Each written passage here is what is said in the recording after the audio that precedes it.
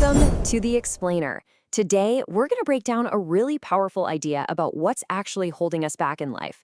And it all comes down to how one simple two-word phrase can literally be a prison, while another can set you completely free.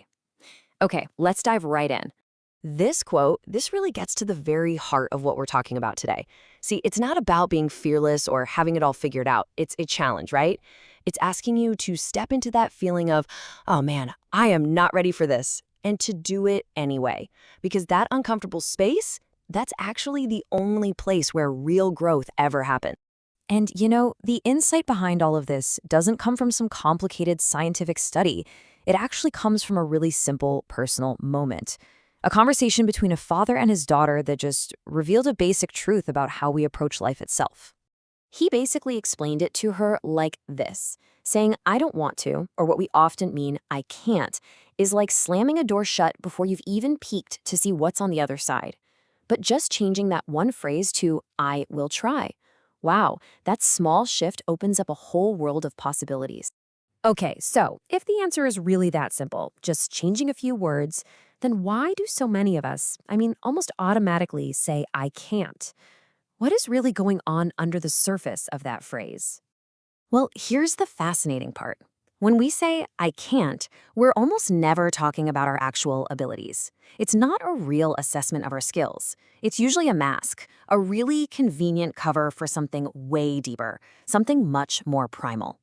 It's fueled by this constant, quiet little voice in our heads, right? That soundtrack of what-ifs. It's this deep-seated fear of being judged, of not meeting these invisible expectations that we feel from everyone around us. We aren't actually afraid of the task. We're terrified of being seen failing at the task.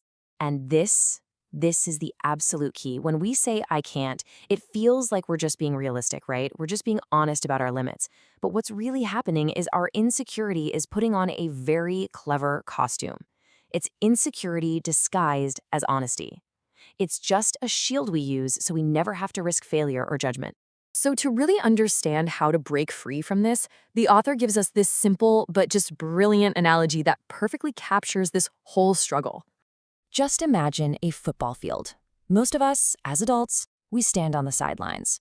We're too afraid to get in the game because we don't know all the rules, we might look silly, and we're just terrified of being judged. The growth approach? It's about stepping onto that field anyway.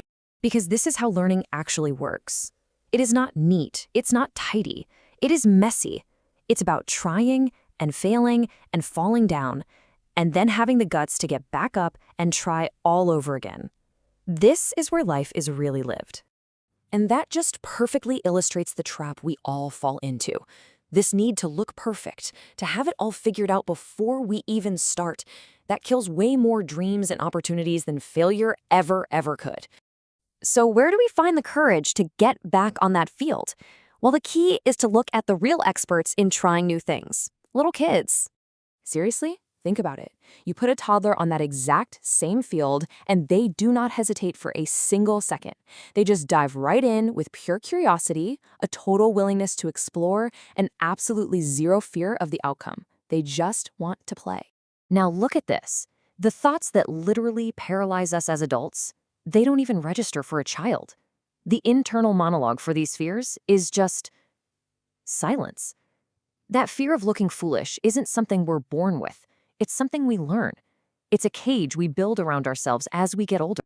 Yeah, somehow we've gotten this idea that being an adult means being cautious and fearful.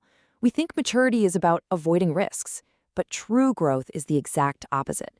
It's about holding on to that fearless, curious kid inside of us and combining it with the strength and wisdom of being an adult.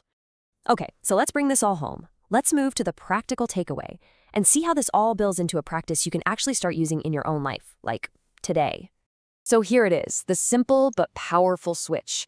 It's all about noticing those dead-end phrases on the left, the ones that build the prisons, and then consciously, intentionally, replacing them with the phrases on the right, the ones that open doors. See, it's not about pretending you can do everything. It's about changing a statement of limitation, like I don't know it, into a statement of action. I will start small. And this is why it matters so much. Life rewards participation, not perfection. The world really does belong to those who are just willing to show up and take that first messy step. Because every single time you say, I will try, you create a new possibility that the phrase I can't would have erased forever. So we end right where we started, with that simple, profound piece of advice. It's more than just a nice thought. It's an instruction manual for a fuller life. Don't wait until you feel ready. Don't wait for anyone's permission. Just begin. So the only question left is, what field are you going to step onto today?